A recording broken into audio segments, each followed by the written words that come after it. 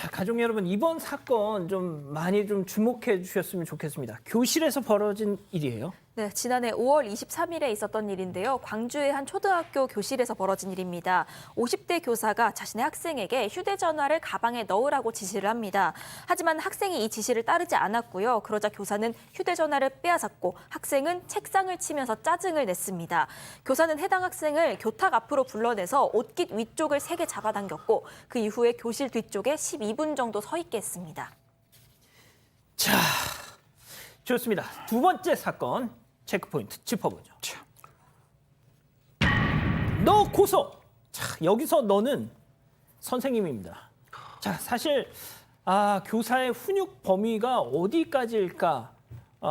우리가 좀 고민을 해봐야 되는 고민을 좀 같이 해보자 하는 차원에서 이번 사건 좀 준비를 했는데 우리 가족 여러분께서도 이 지금 저희가 보내드린 이 내용 보시면서 많이 좀 의견 올려주셨으면 좋겠어요.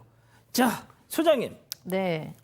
조금만 더 구체적으로 설명해 주세요. 네, 이렇게 된 거죠. 아이들에게 선생님이 휴대폰은 가방에 넣어라. 그랬는데 이 아이가 이제 넣지 않은 거죠. 그러니까 선생님이 휴대폰을 뺏었어요. 예. 그랬는데 아이가 책상을 쾅 치면서 이제 화가 났다는 걸 드러낸 거죠. 예. 그래서 선생님이 너 앞으로 나와라. 그래서 이제 교탁에서 혼낸 다음에 뒤에다가 이제 세웠어요.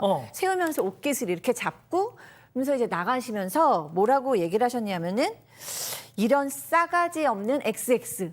이렇게 얘기를 하고 나가신 거예요. 그게 들으라고 한 건가요? 혼잣말이요? 혼잣말을 했다라고 선생님은 지금 얘기를 하고 있어요. 그리고 이제 이 아이 쪽에서는 어쨌든 학생들이 다 들었다라고 얘기를 하고 있는 거고요. 근데 이제 여기서 끝난 것이 아니라 이 교사가 결국에는 이제 형사 고소를 당합니다. 부모님이 했겠죠. 아이의 부모님이. 그래서 아동의 정신 건강이나 발달에 정서적인 학대를 했다라고 해서 이제 고소를 당한 겁니다. 근데 이제 는 화가 나서 혼잣말 한 거고 그렇게 목소리가 큰 줄도 나는 몰랐다. 학생을 모욕하거나 정신적으로 학대할 요소는 전혀 없었다라고 얘기하고 있습니다. 자, 승현님. 네. 그러니까 이 아이의 부모는 고소할 수 있다고 봅니다. 저는. 당연히 우리 아이가 그렇게 됐으니까 화날죠. 하지만 경찰, 검찰 단계에서 이건 좀 커트를 했어야 되는 거 아닐까요? 아마 제가 모르겠습니다. 이 사건 기록을 좀 꼼꼼하게 읽어봤으면 중간에 합의가 됐으면 괜찮을 거예요. 저도 중앙지검의 아동학대 조정위원인데 사실 부모 일방이 굉장히 적극적으로 나서면 사실 합의를 종용하기가 쉽지는 않거든요. 지금 이제 선생이 이야기하는 말은 내가 화가 나서 혼잣말을 한 것이다라고 했는데 혼잣말을 해도 지금 나중에 이제 판결문에 나온 기록을 제가 조금 읽어보니까 그게 다른 학생들에게 들리게 했다는 거예요. 그러면 다른 학생들이 들으면 이게 뭐 시청자 여러분, 야 대한민국 이럴 수 있는 거냐라고 하더라도 저희들은 아동학대라는 기본적인 개념 자체가 있고 그 개념은 아이에게 욕설을 해도 그게 아동학대지만 옆에 있는 다른 사람에게 들리게 욕설을 하더라도 그게 아동학대가 될 수는 있습니다. 그래서 이 사건이 구속요건 해당성은 분명히 있어요. 그러니까 아동학대는 맞는 것 같아요. 그런데 아까 우리 앵커 말대로 과연 이거를 이런 형태로 형사사건까지 가게 만들었어야 될 것이냐에 대해서는 여러 가지의 갑론을박이 있을 수 있을 것 같습니다. 이게 3개월 동안 네. 법정에서 공방이 있었어요. 세상에 이걸 놓고. 의무자 판단을 해야 되니까요. 예. 그런데 제가 이거 사건을 보면서 참 만감이 교차했던 게 뭐냐면 이게 지금 초등학교 4학년 교실에서 네. 벌어진 일이거든요. 제가 몇 번 예전에도 말씀드렸는데 제가 초등학교 1학년 때 그때는 국민학교입니다. 국민학교죠. 예. 네. 그때 선생님이 저를 보고 막 뭐 때문에 혼을 냈어요. 저를. 근데 뭐라고 그랬냐면 이놈의 집구석은 도대체 뭐 어떤 놈, 그 새겨먹은 집구석이길래 애를 이 모양으로 만드는 그런 얘기를 제가 듣고 그럼 사건 반장이죠.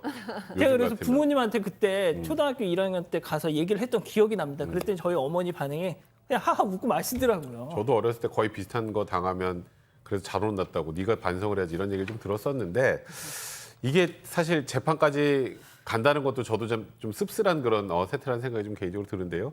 조금 전에 승 의원님 말씀하셨던 것처럼 일단 그 뭐 4가지가 없는 XX라고 얘기한 걸 아이들이 들을 정도의 상황이 됐다면 법적으로는 정서적 학대에 해당할 수밖에 없긴 합니다.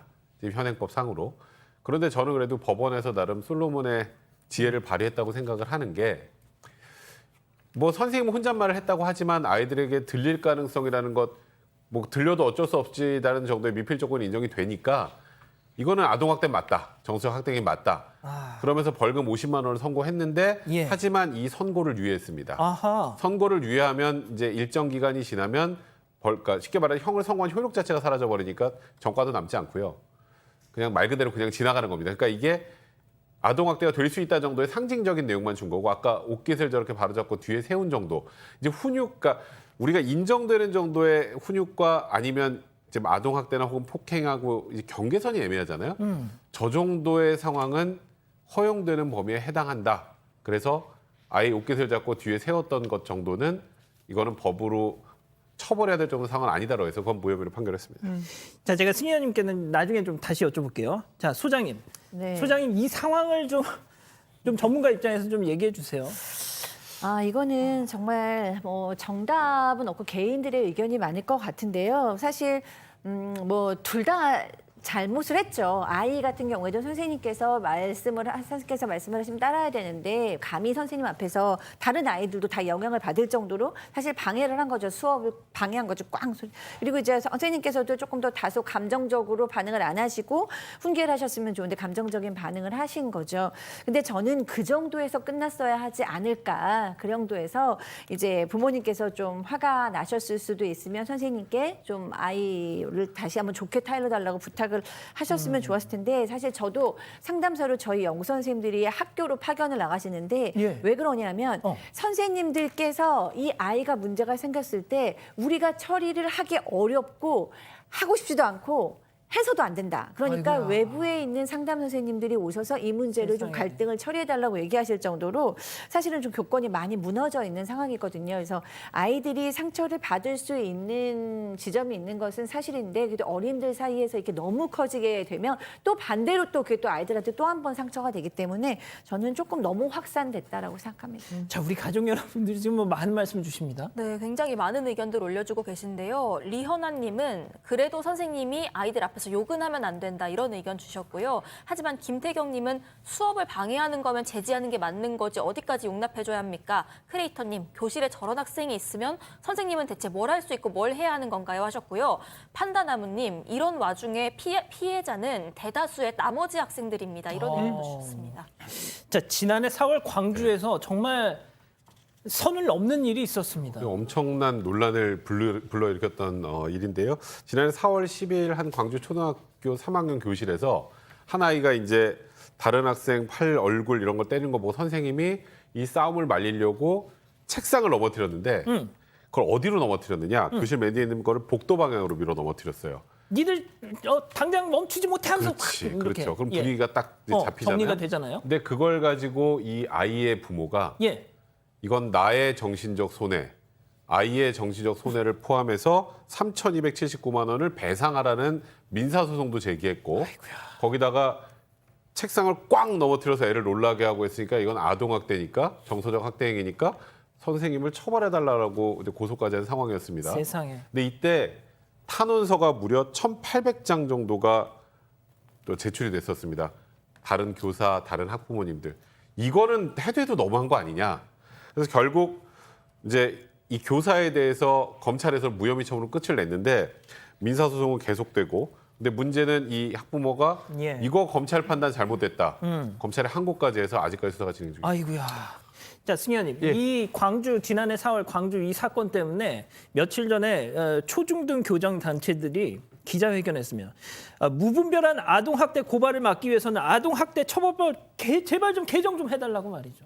사실 저희 건물 바로 위에 교총이 있거든요. 그래서 교총에 저도 이제 교권 담당하는 자문위원으로 자문위원으로 활동하고 있는데 제가 앞에 있는 휴대폰 한 가지만 말씀드리겠습니다. 학교 안에서 교칙으로 정하세요. 적어도 학교에서 수업 중에는 아이들이 휴대폰을 봐서는 안 된다. 뭔가 가이드라인이 있으면 그 가이드라인을 따라야 될 의무가 있는 거잖아요. 그게 없다 보니까 그냥 아이들이 무작정 휴대폰을 하고 있고 휴대폰에 게임하는 걸 선생님이 말릴 수 없는 상황이 되니까요. 기본적인 어떤 그 카테고리를 좀 정했으면 좋겠다는 거고 두 번째는 예. 이거는 저는 모르겠습니다. 분명히 학생의 싸움을 말리기 위해서 그 책상을 바깥으로 미는 거는 맞는데 초등학교 3학년 학생이라면 아이들한테 너희들 싸우지 마라고 이야기를 할 수도 있는 상황인 거잖아요. 저는 선생님의 입장 충분히 이해합니다. 하지만 우리가 이런 일을 안 당하기 위해서는 선생님도 탁월하셔야 돼요.